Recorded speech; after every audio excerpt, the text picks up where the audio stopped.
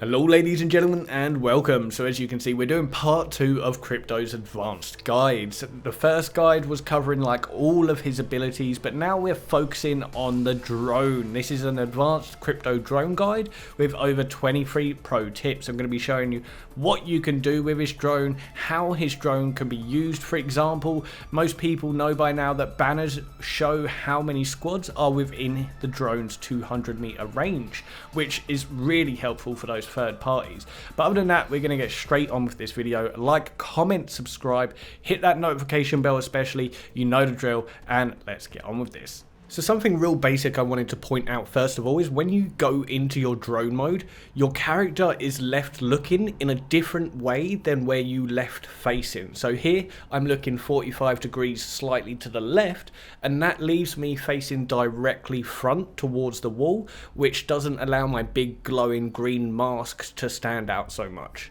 Now number 2 is crouch and jump equals up and down. There's a few controls that they don't really tell you about with the drone, but crouching and jumping buttons allow your drone to go up and down. This is going to be a lot more helpful when you want to maneuver around.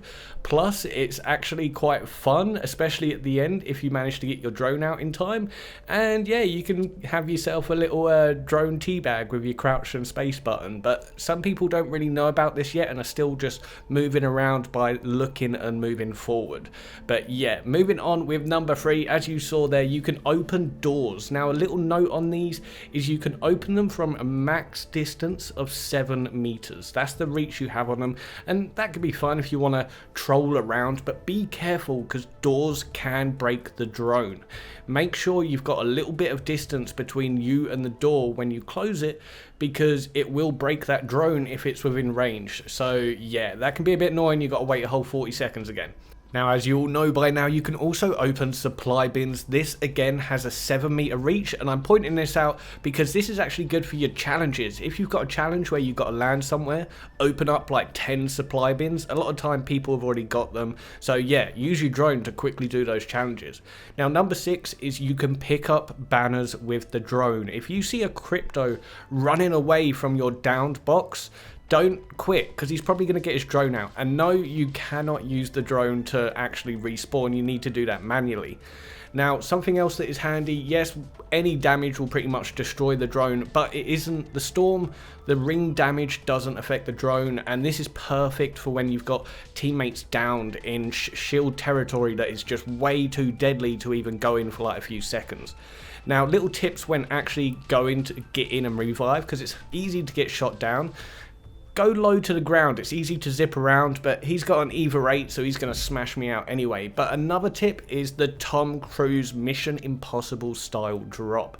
Now basically just go as high as possible so your audio doesn't get in the way, and then basically just drop down as quickly as you can using that crouch button, facing forward, and just drop in, grab the drone, and even though they shot me out, I still managed to get the banner in time.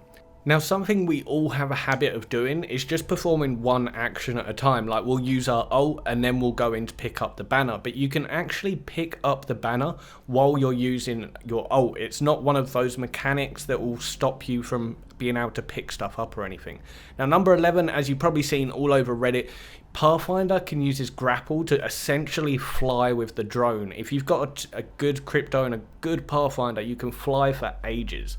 Number 12, use it to scan the edge of the ring. This is brilliant for avoiding those third parties, and when the ring's pushing in, there's going to be people lined up all around it, and this is going to be your best, simplest and safest way just to make sure you're not the one getting surprised attack. And yeah, the drone's pretty loud. It's going to give away the fact that they're about to get attacked, but at least you're the one that's trying to control the situation. Like there, we used the drone to figure out that there was only 2 of them, so we knew that we could push more safely. Number 13 is care package CCTV. Even if you think it's safe, just get out crypto and have a little look around. He's got a much higher reach than just being able to see. Even if you are on flat ground, getting that height is really going to help. Number 14 is spot the hiders or campers. As you can see, there's one hiding on the vents down there, but this is good in ranked, especially when you've got that solo player whose teammates are all dead and he's hiding somewhere in a tree somewhere. The crypto is going to be perfect for that. Now number 15 is waste the enemy's ammunition. As you can see here, I'm basically just dodging like crazy, like through the rocks. I did this for like 5 minutes straight, just making them waste as much ammunition as possible. But it's not just that. Number 16 is the third party bait. I love just hiding somewhere and flying around with the drone and bamboozling the hell out of these enemies. It's just so much fun, but at the same time it is quite productive because again they waste the ammunition, and as you can see here, a lot of times all that shooting and everything, it draws in those third and fourth and fifth parties, and I'm just watching like from a third person perspective behind the third party right here, just keeping an eye on everything. And then when you think it's safe, you can go in and do like the finishing off job. It's a really good way to like take out 2 squads by yourself if you can pull it off. Now the current common tactic for using ults is to go in with your drone, use your ult, and then you run in.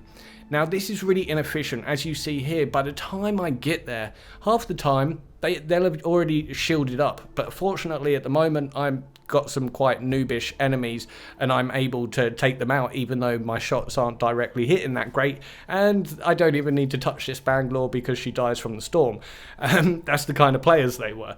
But the most effective way to use your ultimate is to place your drone, then run in and then activate your ult when you're just within range. As you can see here, I waited just outside that dome, ran in, and this gives them next to no time to heal up. If you use it beforehand, you're just going to give them too much time to heal up, and it's almost like completely pointless, counterproductive.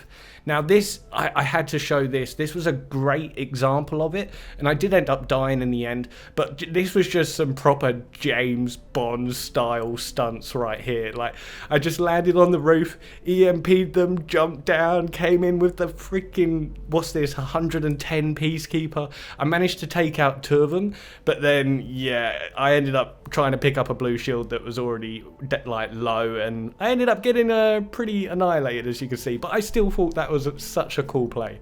Now number 18 is remember your CCTV placements.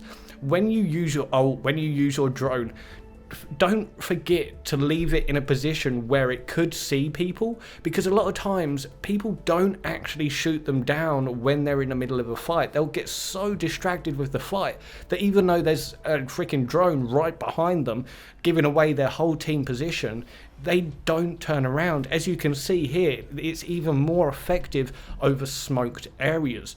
Right now I'm having one of those really laggy games at the beginning of a match, and I've managed to get my drone above their smoke, place it, and they've not bothered to shoot out my drone because first of all there was the smoke, now they're distracted by me, and I've got permanent eyes. I've basically got permanent see-through walls hacks until that drone gets shot out, and it's simply not because, as I said, they're distracted with me. It's insanely effective if you manage to get it done right. Now, when you're attacking a specific location, get your drone out and place it slightly above the area or the building, but within range it will scan everything. As you go inside and push, anyone that floods out is going to get picked up by that scanner, especially the pathfinders, or if you're making your way up the house, if they get on the roof, as I could see here, the freaking drone was constantly picking up this wraith, and I could tell 100% of the time what she was doing. It's like a permanent bloodhound ability, and it's just beautiful if you get that drone in the right position.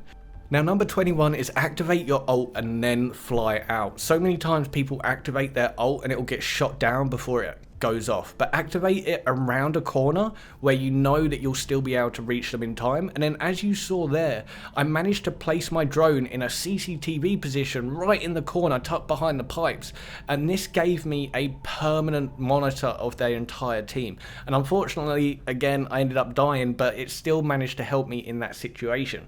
Now number 22, this is what I'm talking about in terms of teamwork, how you can be a good crypto teammate.